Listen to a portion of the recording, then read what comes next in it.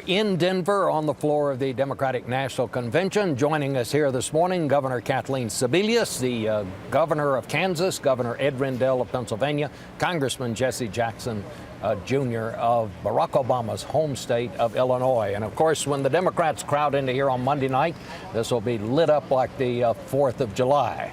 This morning, of course, the lights have not been turned on, but we won't let that stop us, will we? Ladies and gentlemen, the Barack Obama, the nominee, announced his running mate Joe Biden yesterday. He got very, very good reviews from Democrats. But, you know, he got a very good review from a sort of unexpected source. Listen to what Katie Couric found out in Sedona, Arizona yesterday. Senator, first of all, what is your reaction to the selection of Joe Biden as Barack Obama's running mate? Well, I think he's a good selection. Joe and I have been friends for many, many years, and we know each other very well. And so I think he's probably made a very wise selection. I know that Joe will campaign well for Senator Obama, and so I think he's going to be very formidable. Obviously, Joe and I have been on different philosophical sides, but we have been, I consider him a good friend and a good man.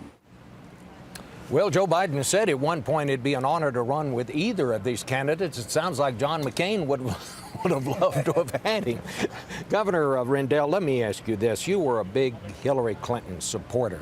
Do you think Obama-Biden is a better ticket than Obama-Clinton would have been? Well, I think they'd both be good tickets for different reasons. Both Joe Biden and Hillary Clinton are ready to be president of the United States tomorrow. They're both extremely well qualified and experienced. They both would bring things to the campaign that I think would be very attractive. I think both of them speak very well for the working class, middle class working voters throughout the country. So I think they're equally good tickets. Hillary Clinton obviously has a longer relationship with a broader spectrum of voters, women voters who've been following her for a long time. But Joe Biden's going to grow in the American people very fast because he's a tremendously engaging guy, a tremendously bright guy, and a guy who's sort of Harry Truman-like. He tells it like it is. Well, let me ask you, Congressman Jackson, you've been a big player in this campaign. A lot of people I have heard have said that Barack Obama and his wife, Michelle, really wanted somebody they could be comfortable with, somebody that they knew well, maybe like Governor Sebelius over here. But in the end, the top advisors came and said, you've got to add heft to this ticket, and that means Joe Biden. Well, there are those who suggested that Barack should make a cautious choice, but he chose a leader who is outspoken, someone who is a skilled operative, someone who understands the crisis of the world and is prepared to be president, as Governor Rendell indicated on day one. Joe Biden is bringing a tremendous amount of energy and credibility to this ticket. Democrats are energized and they're excited about his selection, and we look forward to the fall campaign. I want to show you something, speaking of Hillary Clinton. The McCain people say they're going to start running an ad here in Colorado today. And here's the ad, and guess who the star is? Hillary Clinton. She won millions of votes, but isn't on his ticket. Why? For speaking the truth on his plans. You never hear the specifics. On the Resco scandal. We still don't have a lot of answers about Senator Obama. On his attacks. Senator Obama's campaign has become increasingly negative. The truth hurt, and Obama didn't like it. Well, Governor Sebelius, what about that? Is that going to be effective? Well, I think what's happening, Bob, is that women across this country are going to be introduced to the second real champion for women on the Democratic ticket. Barack has an incredibly strong record and incredibly compelling life story. Raised by a single mom, his grandmother married to this bright and beautiful and talented woman, and the father of 2 young daughters. There's no way he is going to forget about women's issues. Joe Biden joining him as a partnership, working class issues, author of the Violence Against Women ad. There's no question Hillary Clinton has served with both these men. She chose Barack Obama. This ad is a bit disingenuous, I would say, suggesting somehow that John McCain would get the support of her or her supporters. And Bob, this ad will have a 3-day lifespan. When Hillary Clinton speaks on Wednesday night, she will blow this ad out of the water.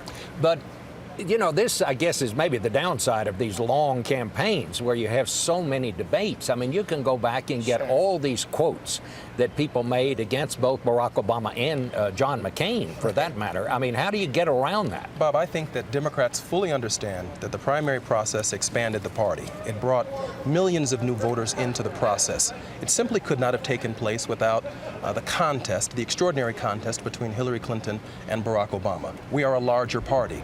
Now, this convention is about making us stronger.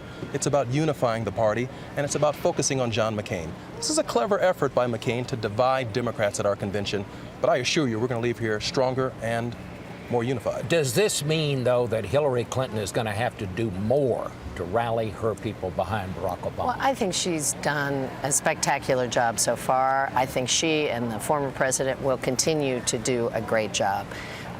Losing an election is always tough. This was a hard-fought and very long race, and as you've already said, 21 debates. I mean, you say a lot of things, you try and get an edge over your opponent, but right now, I don't think there's any question at all that the Clintons are wholeheartedly behind Barack Obama. They want to see a Democrat elected president of the United States. She will speak on Tuesday night. The former president will speak on Wednesday night. We are going to hear from them where they think this country should go, and that Barack Obama and Joe Biden are the ticket to get us there. There's no question, though, Governor Rendell, and you talked about it during a campaign. Barack Obama has not done as well as he should among lower-income Democrats. How is he going to get those Democrats? And he can't be elected without the vote of those Right, people. and I said yesterday, somebody asked me a question, well, is Joe Biden all you need? No, as good as Joe is, we need Barack to get in there, show more of his personality. He's got a great personality. He's a regular guy par excellence. But secondly, he's got to talk about economic issues, and he's got to be more clear. Here, working class guy who makes $40,000 a year, here's what's going to happen to you under the Obama tax cuts. You're going to get bigger tax cut under me than you are under John McCain. John McCain's going to tax your health premiums. And we've got to go through it chapter and verse. John McCain refuses to close the loophole on companies that take jobs overseas. I will. When the working class folks hear those issues from Barack himself, it's going to change. I must say, a Democratic strategist said to me just this morning, the Obama people have got to spend more time getting George Bush's name into this campaign and spend less time trying to get Hillary Clinton out of it. And Joe Biden did a great job of that yesterday. What about There's no doubt about it. This campaign is not about Barack Obama and Hillary Clinton. This campaign is about George Bush and 4 more years of George Bush under John McCain. That message is going to echo clearly from this platform, and I'm fairly confident Democrats are going to leave this conference, this convention, more unified than ever, Bob. I mean, you think about the new players who will be here, the youngest convention of all time.